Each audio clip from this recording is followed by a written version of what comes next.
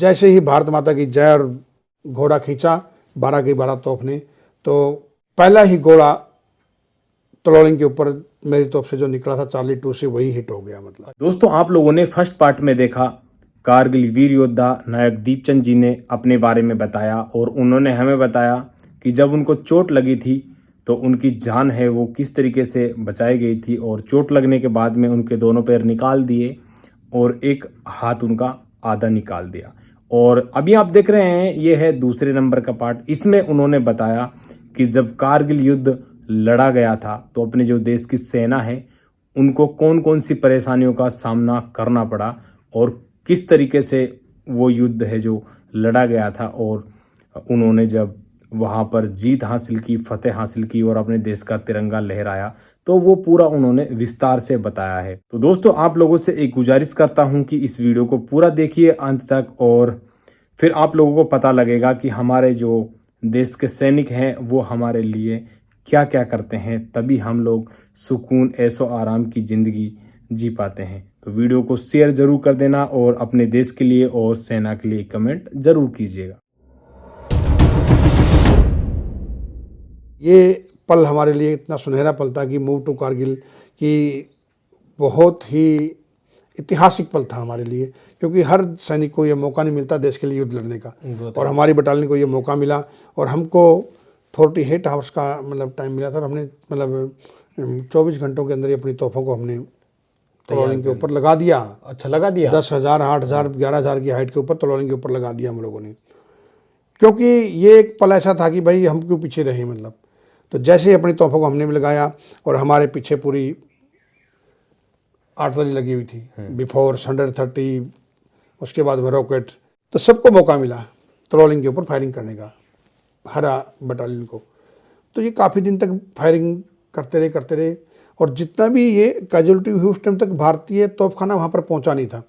हमारे जाने से पहले तक जो कैजुअलिटी होगी, इन्फेंट्री होगी, हमारे जाने के बाद में हमने नहीं होने दिया, क्योंकि भारतीय इतिहास गवाह है कि इतनी हाईएस्ट ऊंचाइयों के ऊपर जो लड़ाई लड़ी गई वो एक अपने आप में एक रिकॉर्ड थी। मतलब और अपनी तोपों को चढ़ाना है, हमने नॉर्मली कपड़े होते थे, मतलब आज भी मेरे पास वो ड्रेस रखी हुई है, आज भी वो हेलमेट मेरे पास में है जो इस युद्ध भूमि में पहना था मैंने। कभी मौका मिले तो आपको दिखाएंगे, मतलब आप तो आए हो तो आप देख के ही जाना। Yes sir. तो ये ऐतिहासिक पल था, सबको मौका मिला। जहाँ पर घोड़ा चाहिए था वहाँ पर घोड़ा मिल नहीं रहा था, तो आखिर में 6-7 दिन बाद हमारी रेजिमेंट का नाम ही लाइट है, तो हमको मौका मिला कि यार लाइट रेजिमेंट से भी को बात करवा लो। तो हमारे कमांडिंग अफसर और हमारे बैटरी कमांडर संजय गोस्वामी साहब जो हमारे गन एरिया में थे, उसने बोला भाई भारत माता की जय, देखो भाई अपनी दाव पर लगी हुई इज्जत। तो पापा बैटरी इधर जो भी हम में थी, 12 की 12 तोहफों को मिल गया 1 राउंड गन फायर। अच्छा। और हम तो इस चीज़ का इंतजार करते कब हमको मौका मिलेगा।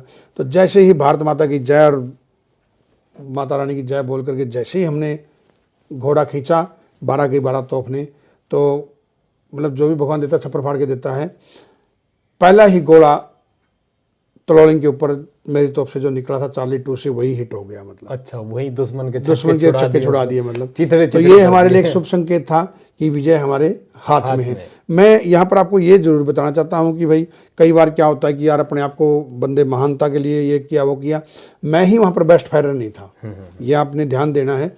भाई बेस्ट फायरर बहुत थे, हमारे से बड़े बड़े भी थे, मगर हमारे साथ लक था मेरे साथ में कि भाई मेरे हाथों से ये काम होना था, वरना मेरे से भी ज़्यादा बड़े बड़े बंदे उधर ऐसे थे। वो तो पूरी सेना में, बटालियन में हर तरीके के लोग भाई वो आप ये लगा लो कि भाई वो किसी तरह भी ऊपर वाले की मर्जी थी, वो हमारी तोप से जैसे निकला और वही डाटा हमने पूरी हमारी आर्टिलरी को दिया, और उसी डाटे के अनुसार मेरे रेजिमेंट के अंडर ऑब्जर्वेशन के और जो भी बैरिंग डाटा दिया था उसी अंडर ऑब्जर्वेशन के हमने पूरी तलोलिंग पहाड़ी के ऊपर फतेह हासिल किया।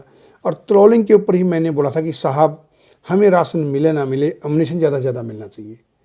तो ये जिस शख्स को हमने बोला था वो थे सूबेदार भंवर सिंह साहब, वो इस दुनिया में नहीं है, वो हमारा साथ छोड़ के चले गए तलोलिंग के ऊपर। उसके आजू बाजू की पोस्टें थी 4875 5100 विक्रम बत्रा पोस्ट, ये इनके ऊपर हमने पूरे फतेह हासिल कर लिया। कारगिल युद्ध लगभग 2 महीने तक चला था। अगर मैं लड़ाई की कहानियाँ बताऊंगा तो बहुत बड़ी वो लग जाएगी, मतलब टाइम लग जाएगा, मगर फिर भी मैं कुछ पल बताता हूँ कि हम लोग दिन भर छुप करके रहते थे दुश्मन से। वहाँ पर कोई बंकर नहीं था, किसी तरह हमने छुपके रखना, छुपके मतलब ये नहीं कि 24 घंटे बैठे रहो, अपने एमुनिशन खोलना, धीरे धीरे रात की तैयारी करनी है, प्लानिंग करना है, साफ करना तोपों को रात को हम चढ़ाते थे। और कभी 10,000 हाइट, कभी 12,000, कभी 15,000, और 3 पार्ट में खुलती थी। अनजान जगह पे जाना था, पूरे कंधों पर लाद के लेके जाना था।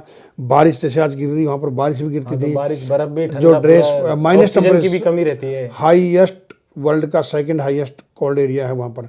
ऑक्सीजन की तो कमी थी ही थी, हमारे अंदर उस एरिया के अनुकूल वस्त्र भी नहीं थे, क्योंकि हम तो नीचे श्रीनगर से गए थे। आज तो वहाँ बहुत फैसिलिटी मिल गई है, ठंडी के कपड़े अलग से, सब कुछ अलग से। हम तो नॉर्मल ड्रेस था, नॉर्मल ड्रेस था हमारे अंदर, और कोई वहाँ पर बंकर नहीं बने, तो आजकल तो बंकर बन चुके हैं। और हमारे लिए अनजान एरिया था, हमें पता नहीं कि ये पाकिस्तान के एरिया में है कि हिंदुस्तान के एरिया। मैप के अंदर ही देखते थे हमारे बंदे, लेकिन वो तो हमको तो ग्राउंड में पता नहीं था ना। और आज तो आपके माध्यम से मैं बता रहा हूँ, आपके माध्यम से नहीं, मीडिया के माध्यम से, कि ये पोस्ट का ये नाम था। वरना हम तो तोपची थे, हमको तो दिखा दिया था बेटा ये है पहाड़ी सामने, ये है बैरिंग एलिवेशन, उड़ा दो। तो मतलब बता रहा हूँ आपको मैं कि 2 ही चीज़ें याद थी भाई, ये टाइगर हिल है, ये तलोलिंग है। बाकी तो हमारे लिए सारी पहाड़ियाँ ही थी। मतलब वो तो अभी पता चला हमको कि यार इस पहाड़ी का नाम ये था वो था। लेकिन अच्छा सर, एक बात मुझे बताइए, अभी जैसे याद आया मेरे को कि जैसे आप जब उस टाइम युद्ध चल रहा था, तो मैंने ऐसा भी पढ़ा है कि उस टाइम पे मतलब खाना तो कम था, पर आप लोगों की जो डिमांड थी वो थी भाई चाहे खाना मिले ना मिले पर हमको गोला बारूद जरूर मिला। नहीं बिल्कुल, मतलब था ही ना, क्योंकि देखो खाने के बिना हम रह सकते थे। अगर हमारे पास अम्युनिशन ही नहीं है तो क्या लड़ाई लड़ेंगे हम लोग। आज तक इतिहास गवाह, भूखा कोई इंसान मरा नहीं है। कभी देखा आपने, कोई सुना कि कोई भूख से मरा हुआ? नहीं मरा ना। तो वो हमारे दिमाग में थी। तो यही मैंने भंवर सिंह साहब को बोला था कि भाई टाइम पे वतन के लिए बिल्कुल भैया, अंडर 25 साल उम्र हमारी फौज सैनिकों की थी ज़्यादा से ज़्यादा। और हम युवाओं के अंदर था भी कुछ भी हो जाए सड़क इनको मतलब भगाना है। आप ये मानोगे नहीं, ये हमने साक्षात देखा हुआ है। हमारे अंदर जोश था। देखो सैनिकों का काम ही इस राष्ट्र को समर्पित है। आपको पता है कि जब हम लड़ाई लड़ने जा रहे थे तो हमको पता दुश्मन ऊपर बैठा हुआ है। यहाँ अधिकारी ने ऊपर ऑर्डर दिया मूव, और हम लोग पहाड़ियों पर चढ़ते थे। और जैसे ही हम पहाड़ियों पर चढ़े, वहाँ से पाकिस्तानी आदमियों ने एक पत्थर लुढ़का दिया। अच्छा। तो पीछे का सीधे पूरे के पूरे सैनिक नाले में। अच्छा। तो कितनी कैजुअल्टी होती थी, और ये बात हमको पता भी थी। लेकिन हमारे लिए राष्ट्र सर्वप्रथम रहता है, हम कभी पीछे नहीं हटते हैं कि क्या होगा क्या नहीं होगा। मृत्यु भी हमारे सामने थी, फिर भी हम पीछे नहीं हटते थे। इसी का नाम तो देशभक्ति, इसी का नाम तो सैनिक है। क्योंकि हम इस राष्ट्र की जो आन बान शान है तिरंगा है। या तिरंगा हम लहरा के आते हैं, या तिरंगे के अंदर लिपट के आते हैं, मगर कभी पीछे कदम नहीं हटाते। मतलब और मेरा तो आपने देखा ना, मेरे लिए तो ये आइकॉन थे। और राष्ट्र सर्वप्रथम है। मैं ये बताना चाहता हूँ कि जब हम लोग गांव में रहते तो मैं रहते, मेरा ये मेरा वो, मगर हम सेना में चले जाते तो मैं से हम हो जाते हैं। सेना ही एक ऐसी ऑर्गेनाइजेशन है, भिन्न भिन्न जातिवाद, प्रांतवाद, क्षेत्रवाद से जो हमारे युवा आते हैं और आके अनेकताओं में एकता की जो मिसाल होते हैं इकट्ठा। और जो वसुदेव कुटुंबकम जो बोलते हैं हम लोग, इकट्ठा होते हैं वहाँ पर ना कोई हिंदू है, ना कोई मुस्लिम है, ना कोई सिख है, ना कोई ईसाई है, हम सिर्फ भाई भाई हैं। युद्ध भूमि के बारे में मैं आपको बता रहा था कि बहुत बड़ी बातें बताऊंगा तो काफ़ी टाइम लग जाएगा, मगर मैं मेरी शॉर्टकट में आपको बता देता हूँ कि इस युद्ध भूमि के अंदर हम लोग दिन में भी कहीं न कहीं चुपके रहते थे। रात भर में कभी 10 बजे फायरिंग करते थे, कभी 12 बजे, कभी 2 बजे, कभी सुबह 4 बजे। रात को ही लड़ाई लड़ते थे हम लोग।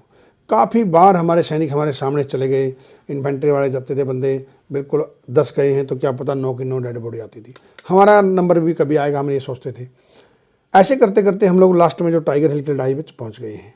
तो हमने जोश था, हाथी निकल गया, पूँछ रह गई है, और यंग लड़के थे सारे आदमी। नुकसान तो हमारा ही बहुत हुआ था, मगर उस दिन क्या किया हम लोगों ने, सवेरे नाश्ता करते ही सवेरे ही हमने चढ़ाई कर दी शुरू कि यार जोश था, टाइगर हिल ही तो बाकी तो हमने जीत लिया, ये जीत लेंगे। और चलते चलते ऐसे नाला जहाँ साइड में पहाड़ है, और नाला चलते चलते हमें इतनी हाइट पर चले गए, लगभग 16,000 की हाइट पर चले गए। अच्छा।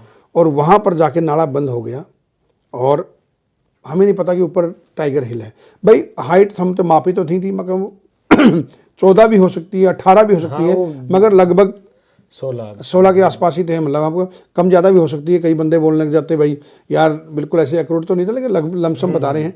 तो जैसे ही हम लोग पहुँचे, आगे नाला बंद हो गया और अपनी तोपों को लगा दिया, पापा ने इधर, क्यूबिक ने इधर। तो लगभग 12:30-1 बजने वाला, तभी हम लोग रात को फायरिंग करते थे। तो इस बार क्या सोचा कि दुश्मन को एक बार चकमा दे देते हैं, रात को परेशानी नहीं होगी, एक बार दिन में ही एक राउंड फायर कर लेते हैं। अच्छा। तो जैसे ही हमारे को ऑर्डर आया, 1 राउंड गन फायर, तो 12 की 12 तोपों ने फिर दोबारा जैसे तलोलिंग पर किया था एक साथ खींचा।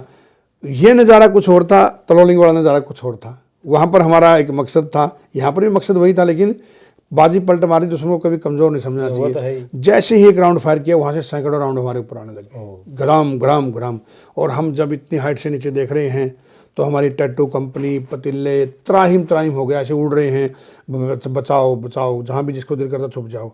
नीचे से मैसेज आ गया, जिसको दिल करता छुप जाओ। अभी छुपे कहाँ को, बंकर था नहीं, जिसको जहाँ दिल किया वो छुप गए बेचारे।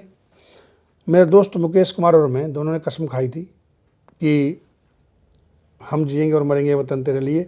दोनों में से कोई भी शहीद हो जाता है तो एक दूसरे के परिवार को मिल के आएगा। ये कई बार हम बातें करते थे तो हमारे उस्ताद बोलते थे ऐसे बातें मत किया करो, मगर हम तो राष्ट्र को समर्पित थे और ये बातें करते करते लास्ट युद्ध में पहुंच चुके थे। इस बार भी युद्ध चल रहा था, हर बार होता था युद्ध, तो इस बार भी हम डटे हुए थे। तो मैंने बोला चलें। ये बातें तो अभी आपको धीरे धीरे बता रहा हूँ, उस टाइम तो फटाफट हो रही थी कि मैंने बोला चले सर। वो मेरे सीनियर था, दोनों लेफ्टिनेंट थे। तो बोला नहीं चलेंगे। मैं क्या करेंगे, बोला लड़ेंगे दोनों आदमी। मैंने दोनों आदमी में ठीक है। फिर मैंने बोला चले सर, तो उसने बोला कि डर लग रहा है क्या? मैंने बोला बात डरने की नहीं सर, जिसको ज़्यादा तनख्वाह मिल रही है वो चले गए, हम दोनों आदमी क्या कर सकते हैं? बोला लड़ेंगे। तो मैं भी आखिर में, ये उस टाइम आपको बता रहा हूँ फटाफट बात हो रही थी। मैं भी चुपचाप से बैठ गया, मैं देखी जाएगी और बम गिर रहे हैं, ये बेवकूफ़ी समझो कुछ भी समझो आप। चंद सेकंड बाद उसने बोला चलो चलते हैं। इतना ही बोलना था। मैं बोला मैं AK-47 लेके आता हूँ। AK-47 जो हम लोग नीचे ऑपरेशन रक्षक से तो गई थी, वो AK-47 हमारी तोप पर रखी हुई थी। हालांकि सीनियर वो था, मुझे बोल सकता था, वो उधर भागा AK-47 लेने के लिए। मैं तो सीधा ऑर्डर मिला, सीधा इधर भागा। बीच में हमारे पत्थर था, बम गिर रहे हैं और मैंने वहाँ पर मुंडी घुसा दिया जहाँ पर बाकी आदमी भी एक छोटे से गड्ढे के अंदर घुसे हुए थे। और वहाँ सामने हमारे धर्मगुरु पंडित कुमोती सिंह साहब बोलते, राम का नाम जपो, माता रानी को याद करो। हमने बोला गुरुजी सभी ने कि जो होना भी तो होगा, माता रानी को याद कर लो या श्री रामचंद्र जी को याद करो, जो भी होगा देखी जाएगी। कुछ मिनट बाद में फायरिंग बंद हो गई। तो आप मानोगे नहीं, उस छोटे से गड्ढे के अंदर एक के ऊपर एक हम पड़े हुए थे। ऑक्सीजन की कमी है, सांस लेने में दिक्कत है, 16,000 के लगभग हाइट है, मगर किसी का भी दम घुटने से मृत्यु नहीं हुई। अच्छा। जब हम निकले तो हम खुद हैरान आज भी कि छोटे से गड्ढे के अंदर 90 आदमी कैसे आए। उसके बाद में फिर 90 आदमी उसके अंदर चले गए, उसके अंदर से एक छोटे से गड्ढे, मतलब आप सोचिए। आज भी हम चंबित हैं कि भाई कैसे बचे, मतलब ये अपने आप में एक अचंभे वाली बात थी। मगर हर बार की तरह इस बार भी बोले भाई जान माल का क्या नुकसान हुआ बताइए। तो पापा बैटरी उधर चल दी क्योंकि बैटरी इधर थी। तो अब चलते चलते मेरे को बोले भाई दूसरा आदमी। मैंने बोला सर वो उधर भागा और मैं इधर था। बोले तुम लोग आ जाओ, तुम्हारे को बताएंगे, हर बार तुम लोग मानते नहीं हो। गलत बात थी, बात भी ठीक थी, ये कौन सी देशभक्ति भाई, हम भी मानते इसको, लेकिन जो भी था गलती किया है मत देखी जाएगी। बोले तुम आ जाओ। तो हम चलने लगे तो पापा बैटरी तो उधर चली गई, क्यों बैटरी तो चल रही धीरे धीरे, तो ऐसे मांस का टुकड़ा पड़ा हुआ। अच्छा। तो हम तो जूनियर थे, हमारे सामने राणा साहब और सुभाष सर थे। तो उनको बोला सर ये, बोले यार इतने पक्षी उड़ रहे, को पक्षी आ गया होगा। थोड़ा आगे बढ़े थे, मांस का टुकड़ा और मिला। तो हमने बोला सर ये, बोला यार कोई गिद्ध वगैरह आ गया होगा, राणा सर ने बोला, क्योंकि सीनियर वो थे उनकी। तो फिर जैसे ही आगे बढ़े, राणा सर ने बोला मुकेश, और राणा सर ऐसे सिर को हाथ लगा करके वहीं पर बैठ के, देखा नहीं गया उनसे। हम पीछे ही थे। जैसे हम आगे देखें तो अब मानोगे मेरे दोस्त की गर्दन यहाँ से उड़ी हुई थी। जो मेरा जिगरी दोस्त था, गर्दन यहाँ से उड़ी हुई है, धड़कन चल रही है, नबज चल रही है, हाँ बाकी सब कुछ चल रही है, ब्लड यहाँ से पिचकारी मार रहा है। तो वो पल एक बहुत दुखदाई पल था मेरे लिए। मैंने अपना कोट, जो नॉर्मल कोट था हमारे पर, निकाला, उसका ब्लड रोका और इन्हीं हाथों में उन्होंने मेरे सामने तरफ तरफ आखिर सांस लिया था। उस दिन हम लोगों ने युद्ध नहीं लड़ा, उस दिन हमने तैयारी किया और अगले 3 दिन तक भारी फायर स्पॉट दे करके टाइगर हिल के ऊपर तिरंगा लहरा करके अपने दोस्त की शहादत का हमने बदला लिया। इस युद्ध भूमि में मेरी बटालियन ने अच्छे काम किए, जिससे कि अच्छे काम का मतलब ये था कि हमने 10,000 गोले लगभग दुश्मन के ऊपर दागे। अच्छा। जो अपने आप में रिकॉर्ड था। मतलब 12 गैलेंट्री अवार्ड हमारे रेजिमेंट को मिले।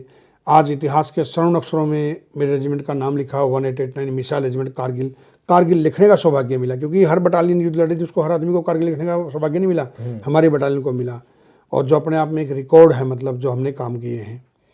और उन सैनिकों को भी जरूर नमन करें जिन्होंने इस राष्ट्र के लिए अपना सर्वोत्तम बलिदान दिया है, क्योंकि इतिहास जो रचते हैं वो सैनिक रचते हैं। और आपके युवाओं के लिए मैं एक बोलता हूँ साथियों, कि चाहे हाथ पांव हो ना हो, चाहे हाथ पांव होना हो, बची जिंदगी में हौसले काफ़ी है। और मुझे हैरत से देखने वालों सुन लो, हौसलों में उड़ान अभी बाकी है, हौसलों में उड़ान अभी बाकी है। वाह, जय हिंद, जय हिंद, जय भारत। जय भारत।